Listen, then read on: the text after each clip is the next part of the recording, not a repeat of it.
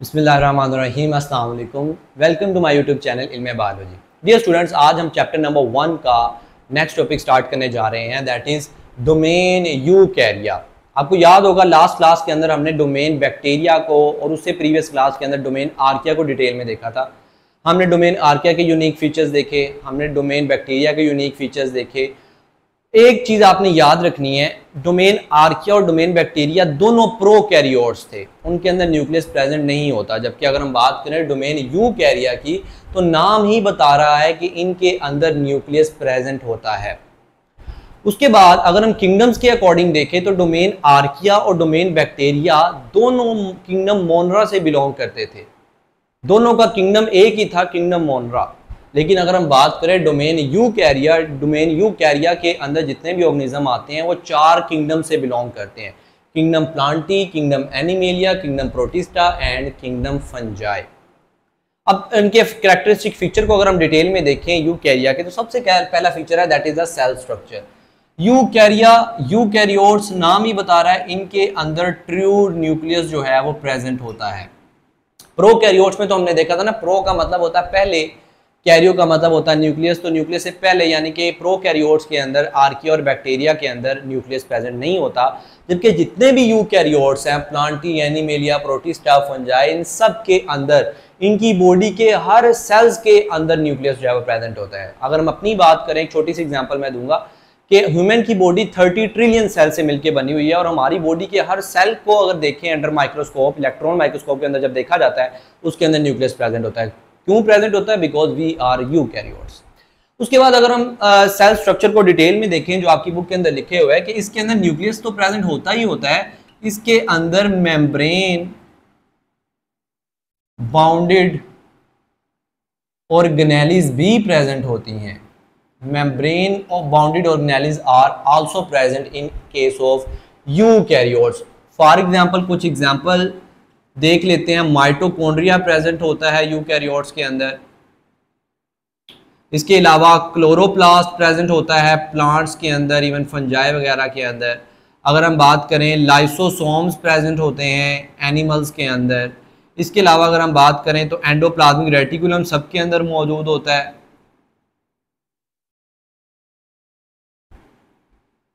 इसके अलावा Golgi apparatus, ये सारी ऑर्गेनेलिज हैं, मेम्ब्रेन बाउंडेड ऑर्गेनेलिज हैं, जो कि यूकैरियोट्स के अंदर किसी ना किसी के अंदर मौजूद होती हैं। जबकि ये ऑर्गेनेलिज, इस तरह की कोई भी organelles in case of bacteria या इन केस ऑफ आर्किया मौजूद नहीं थी। उसके बाद नेक्स्ट अगर हम बात करें, आपकी बुक के अंदर लिखा हुआ है एक और ऑर्गेनेली इनके अंदर मौजूद होती है, दैट इज साइटोस्केलेटन। अब डियर स्टूडेंट्स, साइटोस्केलेटन की जो है वो बेसिकली 3 डिफरेंट टाइप्स होती हैं। ठीक है जी। साइटोस्केलेटन के अंदर माइक्रोट्यूब्यूल्स भी आ जाती हैं। अगर मैं इसको यहाँ पे लिखूं, साइटोस्केलेटन के अंदर माइक्रोट्यूब्यूल्स भी मौजूद होती हैं, इंटरमीडिएट फिलामेंट भी मौजूद होते हैं,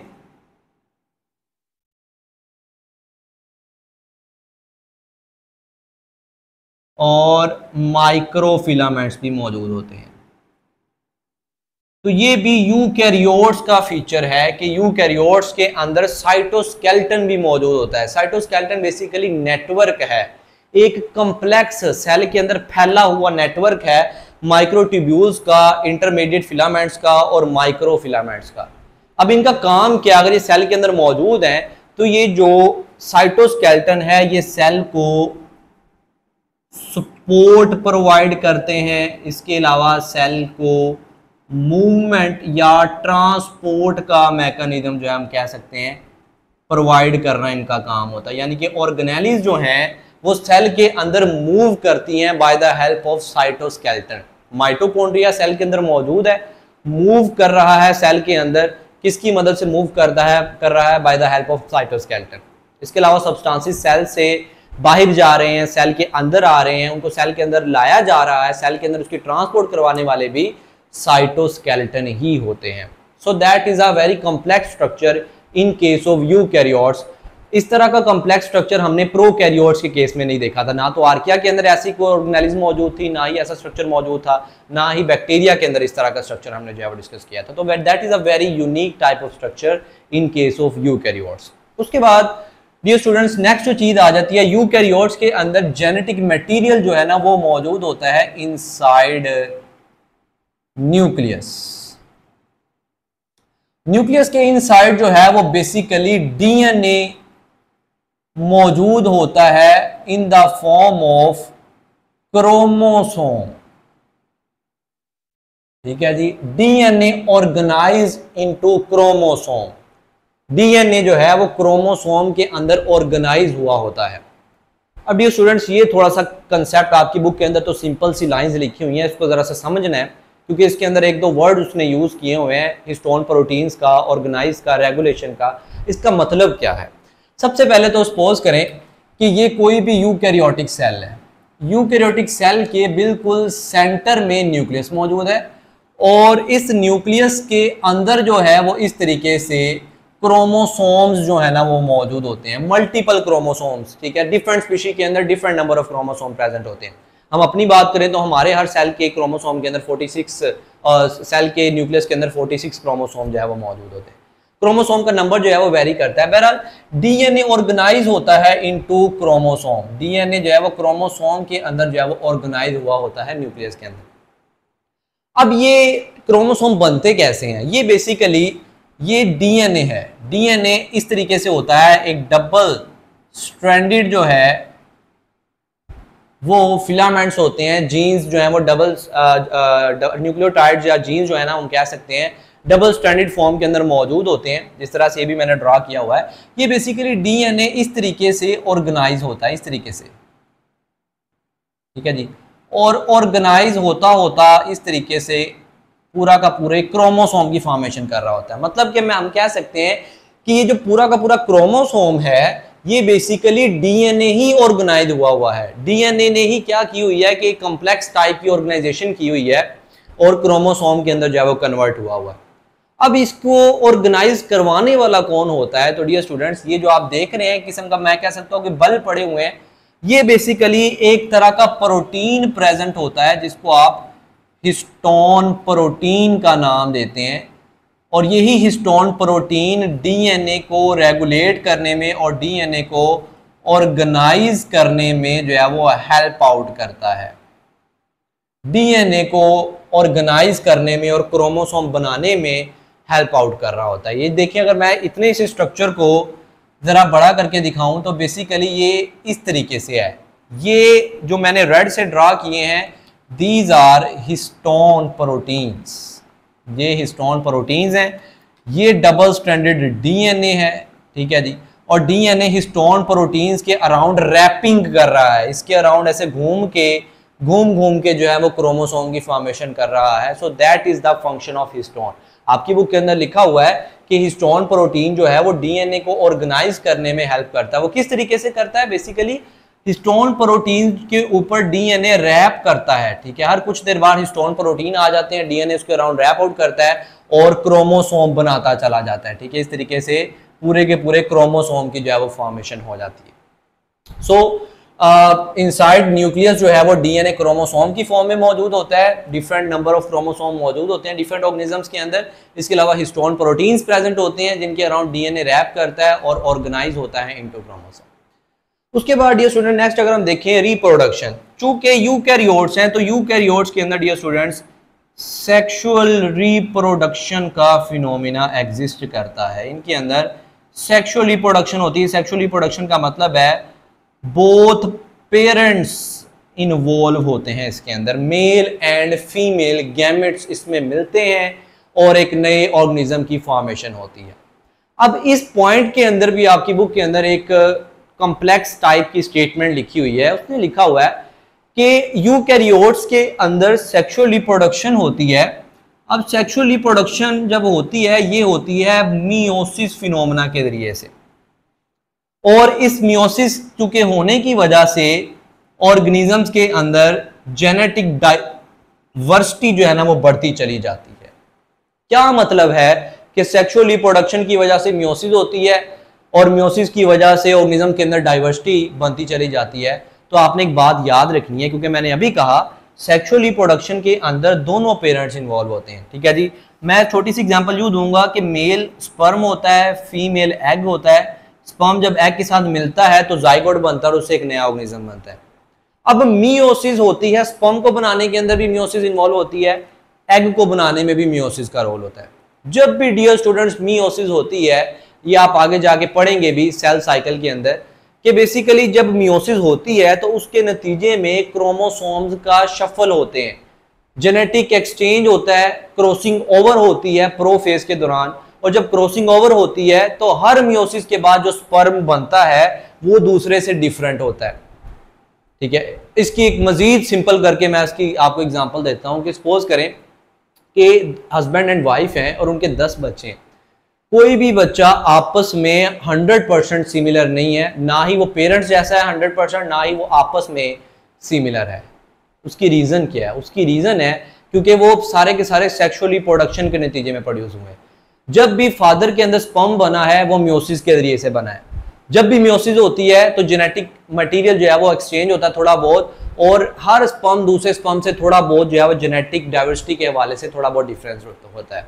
तो इसी वजह से हर बार जब भी नया स्पर्म बनता है, हर बार फीमेल के अंदर जब भी नया एग बनता है तो उसके अंदर थोड़े बहुत जो है वो गैमेट्स का एक्सचेंज हुआ होता है, जिसकी वजह से कोई भी स्पर्म ना तो एक दूसरे जैसा होता है, ना ही कोई एग जो है वो एक दूसरे जैसा होता है। इसी वजह से जब भी डिफरेंट टाइप का स्पर्म हर दफा डिफरेंट टाइप के एग के साथ मिलेगा तो डिफरेंट टाइप का ही ऑर्गेनिज्म बनेगा। क्यों? क्योंकि जेनेटिक मटेरियल थोड़ा बहुत एक्सचेंज हो गया है due to the process of meiosis.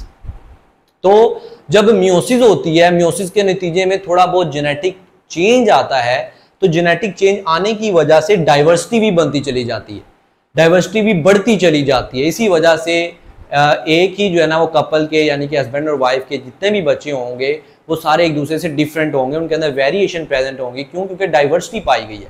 और डाइवर्सिटी क्यों पाई गई है? क्योंकि जब भी स्पर्म और एग की फॉर्मेशन हुई है पेरेंट्स के अंदर तो वो मियोसिस के प्रोसेस के जरिए से हुई है, और जब भी मियोसिस का प्रोसेस होता है तो उसके नतीजे में जेनेटिक मटेरियल थोड़ा बहुत एक्सचेंज होता है और एक दूसरे से क्या होते हैं, स्पर्म सारे के सारे डिफरेंट होते हैं।